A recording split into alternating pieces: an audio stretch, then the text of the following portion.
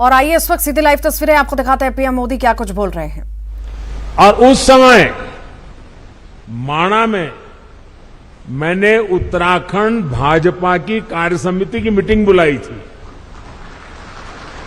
तो मेरे उत्तराखंड के सारे कार्यकर्ता मेरे से बहुत उस समय नाराज थे, प्रश्न पूछते थे, साहब इतना दूर कितनी मेहनत से जाना पड़ेगा, कितना समय जाएगा।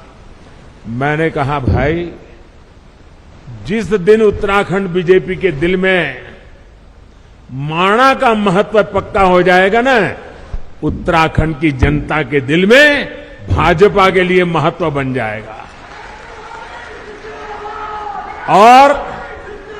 और उसी का परिणाम है माणा गांव की मिट्टी की ताकत है।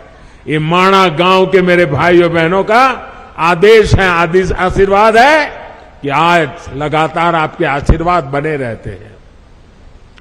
और मैं तो उत्तराखंड में नई सरकार बनने के बाद सार्वजनिक कार्यक्रम में पहली बार बोल रहा हूं, तो मैं आज जब यहां आया हूं और माणा की धरती से मैं पूरे उत्तराखंड के भाई बहनों को, हम सबको दोबारा सेवा करने का मौका दिया है, इसलिए हृदय से आभार व्यक्त करता हूं। साथियों, 21वीं सदी के विकसित भारत के निर्माण के दो प्रमुख स्तंभ है। पहला, अपनी विरासत पर गर्व, और दूसरा, विकास के लिए हर संभव प्रयास। आज उत्तराखंड इन दोनों ही स्तंभों को मजबूत कर रहा है। आज सुबह मैंने बाबा केदार की और बाद में बद्रीनाथ विशाल के चरणों में जाके प्रार्थना की, और साथ साथ, क्योंकि परमात्मा ने मुझे जो काम दिया है वो भी मुझे करना होता है, और मेरे लिए तो देश के 130 करोड़ की जनता वो भी परमात्मा का रूप है। और इसलिए मैंने विकास कार्यों की भी समीक्षा की।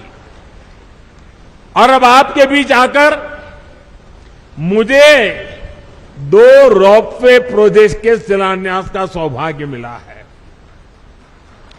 इससे केदारनाथ जी और गुरुद्वारा हेमकुंड साहब के दर्शन करना और आसान हो जाएगा। गुरु ग्रंथ साहब की हम पर कृपा बनी रहे, सभी पूज्य गुरुओं पे हम पर कृपा बनी रहे कि ऐसा पवित्र कार्य करने का गुरुओं के आशीर्वाद से हमें अवसर मिला है। बाबा केदार के आशीर्वाद बने रहे। और आप कल्पना कर सकते हैं, ये रोपवे ने खंभे, तार, अंदर बैठने के लिए कार, इतना मात्र नहीं है। ये रोपवे तेज गति से आपको बाबा के पास ले जाएगा, इतना नहीं है। इसके होने से, इस पे काम करने वाले लोगों से आप कल्पना नहीं कर सकते हैं मेरे देश के 130 करोड़ देशवासियों के आशीर्वाद उन पर बरसने वाले हैं। हेमकुंड साहब पे दुनिया भर में गुरु ग्रंथ साहब की पवित्र पूजा करने वाले जितने भी मेरे भाई बहन हैं, आज हमें आशीर्वाद बरसाते होंगे कि आज हेमकुंड साहब तक का ये रोपवे बन रहा है। आप कल्पना नहीं कर सकते इसकी ताकत क्या है।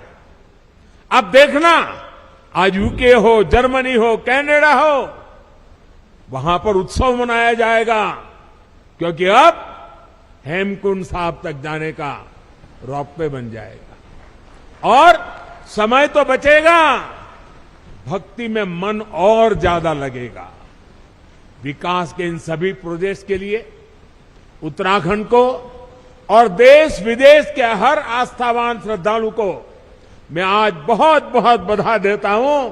और गुरुओं की कृपा बनी रहे, बाबा केदार की कृपा बनी रहे, बद्री विशाल की कृपा बनी रहे, यही और हमारे सभी श्रमिक साथियों को भी शक्ति मिले ताकि वे भी पूरी ताकत से समय सीमा में इस काम को पूरा करें। और हम प्रार्थना करें, हर बार प्रार्थना करें, क्योंकि ये बहुत कठिन इलाका है।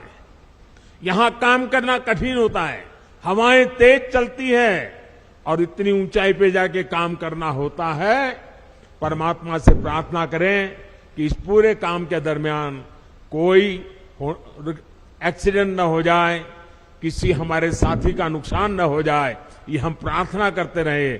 और जिस भी गांव के पास वो काम करते हैं, वो भगवान का काम कर रहे हैं, आप उनको संभालना, उनको मजदूर मत समझना,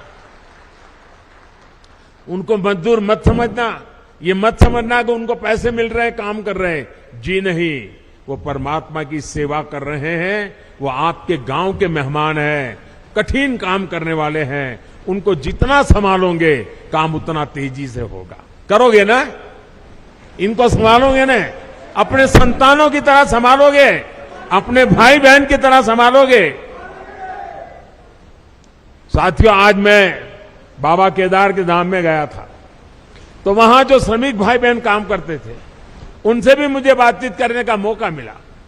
जो इंजीनियर लोग हैं, उनके भी साथ बात करने का मौका मिला। मुझे इतना अच्छा लगा।